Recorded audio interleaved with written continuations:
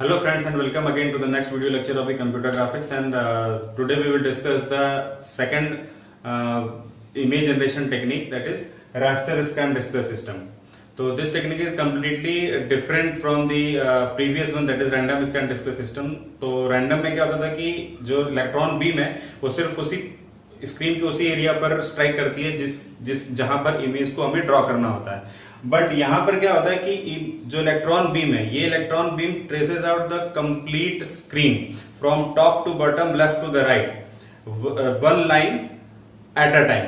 मतलब ये हुआ कि इस मेथड में, इस टेक्नोलॉजी में जो इलेक्ट्रॉन बीम है वो पूरी की पूरी स्क्रीन को वो स्कैन करती है from left side to right side, from top to the bottom, right. अब इसके through point by point image is generated. अब जैसे इसको हम ऐसे समझ सकते हैं, सपोज दैट कि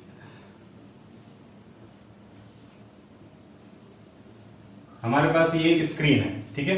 अब मैंने आपको बताया था कि पहले की जो हमारा स्क्रीन होता है, screen it composed of the multiple number of pixels, horizontal order and the vertical order. तो हॉरिजॉन्टल ऑर्डर में number of pixels and the vertical order में नंबर ऑफ पिक्सेल्स. जो हॉरिजॉन्टल ऑर्डर में नंबर ऑफ पिक्सेल्स होते हैं उसको हमने first, जैसे कि मान लो हमारे पास, ये बना देता हूं पहले मैं, फिर सुनने में थोड़ा आसान रहेगा.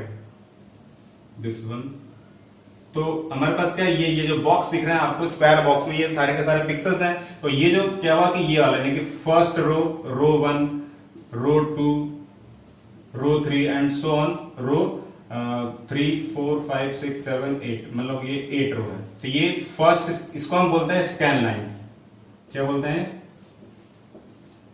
Scan line. यानी कि रो, यानी कि R1 is the first scan line, R2 is the second scan line, फिर थर्ड स्कैन लाइन, फिर fourth scan line, up to the last scan line. तो जो हमारा स्क्रीन होता है कुछ इसी तरीके के पिक्सेल्स का कॉम्बिनेशन होता है.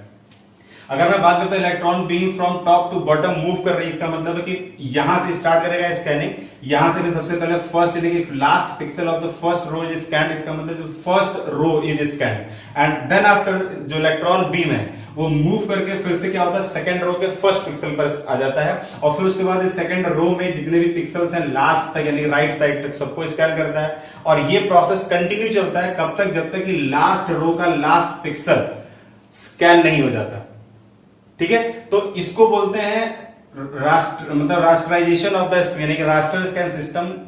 इसी प्रोसेस को बोला जाता है कि the electron beam start scanning the screen from the top left corner of the screen and move to the right side, and then after just return back to the left side and then again move to the right side, and this process continues till the last scan line is scanned. And when the last pixel of the last scan line is scanned, traced out, then the electron beam turned back to the top of the screen, top left corner of the screen to scan the whole screen again. So this is the basic process of raster scan display system. अब इसको हम, अब इसके दौरान जो भी image generate कैसे होती है, सपोज दैट कि इस स्कैन लाइन, इस फर्स्ट स्कैन लाइन पर इमेज की इंफॉर्मेशन इस प्लेस पर थी, तो यहां पर एक ग्लो यानी कि स्पॉट हो जाएगा स्क्रीन पर. सेकंड स्कैन को जब वो स्कैन कर रहा होता है तो उसमें सपोज दैट की इंफॉर्मेशन इस प्लेस पर थी, तो ये वाला जो ब्लॉक होगा वो आपका वहां पर ग्लो करेगा.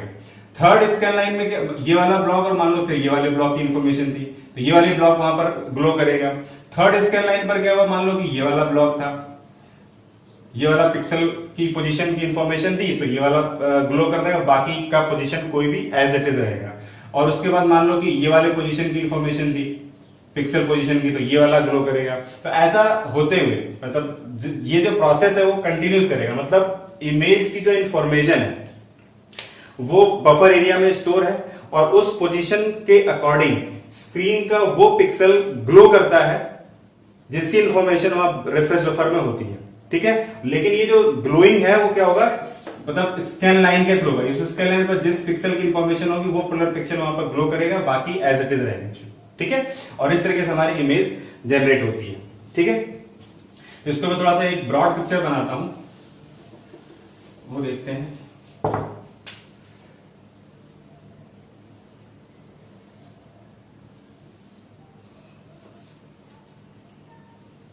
This is the first scan line, second scan line, third one and so on this one.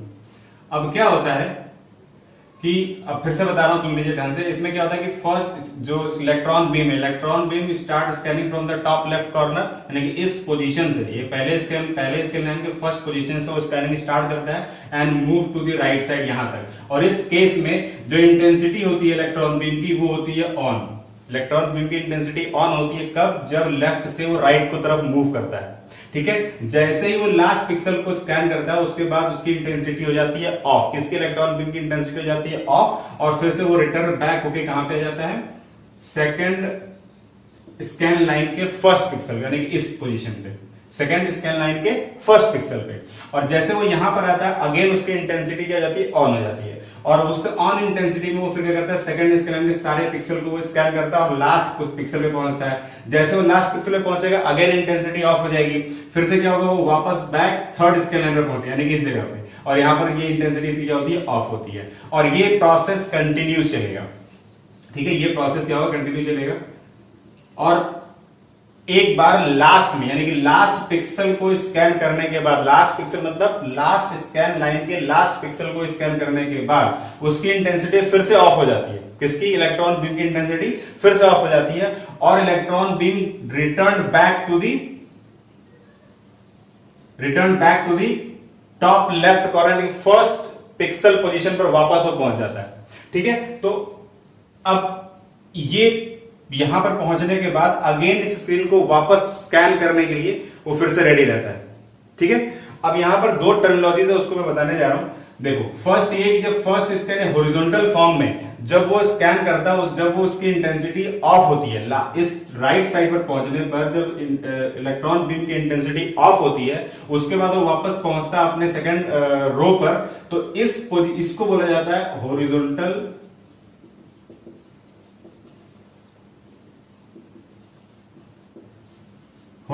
Retracing. तो हॉरिजॉन्टल रिट्रेसिंग क्या हुआ? Once the electron beam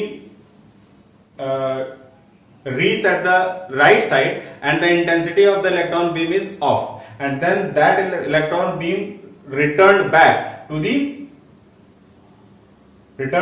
the left side, तो इसको बोला जाता है horizontal retracing.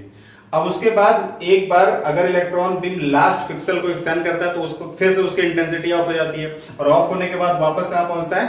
Top left corner of the screen, right. तो इसको बोला जाता है वर्टिकल रिट्रेसिंग। क्या बोलेंगे?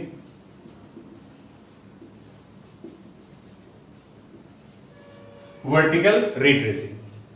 तो इस तरीके से इमेज क्या होती है? आपके स्क्रीन पर ड्रॉ होती है, ठीक है। अब बात करते हैं इसके आर्किटेक्चर की। जो आर्किटेक्चर डायग्राम है उसमें फिर और एक्सप्लेन करूंगा कि ये बेसिकली काम कैसे करता है, ठीक है। तो अब इसका एक डायग्राम बनाना पड़ेगा, वो डायग्राम बनाता हूं। So this is the architecture of raster scan display system, and the components of this system is the frame buffer, CPU, display controller, video controller, keyboard and the mouse as the standard input devices, and then the CRT screen for displaying the image. Okay. तो सबसे पहले हम बात करते हैं कि यहाँ पे इस डायग्राम आपको दिखाई दे रहा होगा कि display controller is attached with CPU with the help of some input output ports. और जैसा कि पिछले वीडियो लेक्चर में आपने देखा था कि ये कैसे अटैच था, सेम डायग्राम वैसे ही है, रैंडम एक्सेस डिस्प्ले सिस्टम की तरह। यहाँ पर एक अटैच अलग से डिवाइस दैट इज कंपोनेंट है वीडियो कंट्रोलर का। अब वन बाय वन देखते हैं कि इन सभी का काम क्या है और किस लिए ये यूज होते हैं। तो सबसे पहले स्टार्ट करते हैं फ्रेम बफर से। तो जो ये फ्रेम बफर होता है, फ्रेम बफर एक स्पेसिफिक मेमोरी एरिया होता है जहां पर किसी भी इमेज की इंफॉर्मेशन इंटेंसिटी वैल्यूज के फॉर्म में स्टोर होती है। और वो जो इंटेंसिटी वैल्यूज होती है वो 0-1 के फॉर्म में एक मैट्रिक्स मैट्रिक्स फॉर्म में स्टोर होती है, जैसे कि इसमें दिखाया गया 0-1-0-1 के फॉर्मेट में। तो 1 का मतलब there is some kind of information, 0 का मतलब नो इंफॉर्मेशन। और ये क्या करता है? Frame buffer holds the information about the screen in the form of intensity value. पूरे के पूरे स्क्रीन का, यानी कि लाइन बाय लाइन एक एक पिक्सल की इंफॉर्मेशन इंटेंसिटी फॉर्म में इस फ्रेम बफर में स्टोर होती है, ठीक है। अब यहां पे क्या हुआ कि जो डिस्प्ले कंट्रोलर है, वो डिस्प्ले कंट्रोलर यूजर से इंफॉर्मेशन या इंफॉर्मेशन कह लो इनपुट को रिसीव करता है with the help of some input devices like keyboard and the mouse, and then digitize those information, उन इंफॉर्मेशन को डिजिटाइज करता है किसके लिए, for storing in the frame buffer. ठीक है, आफ्टर दैट जो इंफॉर्मेशन इस फ्रेम बफर में store in the form of intensity values, those intensity values are retrieved by video controller. अभी जो वीडियो कंट्रोलर है उस इंफॉर्मेशन को रिट्रीव करने के बाद, डिजिटाइज इंफॉर्मेशन को रिट्रीव करने के बाद उसको कन्वर्ट करता है कोरेस्पॉन्डिंग एनालॉग वीडियो सिग्नल्स में, and then those analog video signals are transferred to the CRT monitor. अब सीआरटी मॉनिटर में फिर से वो डिफ्लेक्शन प्लेट्स होती हैं, वो डिफ्लेक्शन प्लेट्स इन एनालॉग सिग्नल्स, वीडियो सिग्नल्स के थ्रू इलेक्ट्रॉन बीम को क्या करती हैं, डिस्प्लेस करती हैं, जिसके थ्रू इंफॉर्मेशन जो इमेज है वो आपके फॉस्फर कोटेड स्क्रीन पर डिस्प्ले होती है। तो ये इसकी वर्किंग है कि कैसे ये काम करता है। ठीक है, अब यहां पर ये भी बताना जरूरी है कि ये जो रिफ्रेश बफर है, रिफ्रेश बफर को बार बार हमें रिफ्रेश करना पड़ता है। ये मैं पिछले लेक्चर में आपको बता चुका हूं, फिर भी बता देता हूं कि क्योंकि जो फॉस्फर कोटेड स्क्रीन होती है उसकी प्रॉपर्टी होती है ग्लो करने के, बट उसमें एक ड्रॉबैक ये होता है कि after some millisecond time period जो ग्लोइंग प्रॉपर्टी है वो क्या होती है, लूज हो जाती है, यानी कि वो अपनी एनर्जी को डिके कर देता है। तो उस एनर्जी को डिके करने का मतलब ये है कि जो इमेज है वो आपके स्क्रीन पर कॉन्टिन्यूअस फॉर्म में स्टैटिकली दिखाई नहीं देगी। तो कंप्लीटली कॉन्टिन्यूअस फॉर्म में इमेज को डिस्प्ले करने के लिए ये जरूरी है कि उस स्क्रीन को बार बार रिफ्रेश किया जाए। तो बार बार रिफ्रेश करने के लिए फिर आपको ये फ्रेम बफर को भी बार बार रिफ्रेश करना पड़ता है, जिसकी वजह से इसका नाम रिफ्रेश बफर भी पड़ता है। तो अब बात करते हैं यहाँ पर जो रिफ्रेशिंग रेट क्या होनी चाहिए मिनिमम, जिसके थ्रू image without any flicker screen पर दिखाई दे। तो यहाँ पर जो रिफ्रेश रेट होता है वो होता है 60 to 80 फ्रेम्स पर सेकेंड। इसका मतलब यह है कि अगर रिफ्रेश रेट 60 to 60 फ्रेम्स पर सेकेंड से नीचे हुआ, कम हुआ, तो जो स्क्रीन है वो फ्लिकर करेगी और इमेज आपको कॉन्टिन्यूअस फॉर्म में दिखाई नहीं देगी। ठीक है, इसको हर्ट्ज के नाम से भी जाना जाता है, यानी कि 60 हर्ट्ज टू 80 हर्ट्ज। ठीक है, ओके, मेरे ख्याल से इतनी इंफॉर्मेशन काफी थी इसको एक्सप्लेन करने के लिए। अब आपको समझ में आ गया होगा कि इसकी वर्किंग कैसे और प्लस इसका आर्किटेक्चरल डायग्राम क्या होता है। इसमें एक चीज मैं और बता देता हूं, जो ये फ्रेम बफर है, फ्रेम बफर में जो इंटेंसिटी वैल्यूज जो स्टोर होती हैं वो उसकी कैपेबिलिटी पर डिपेंड करता है।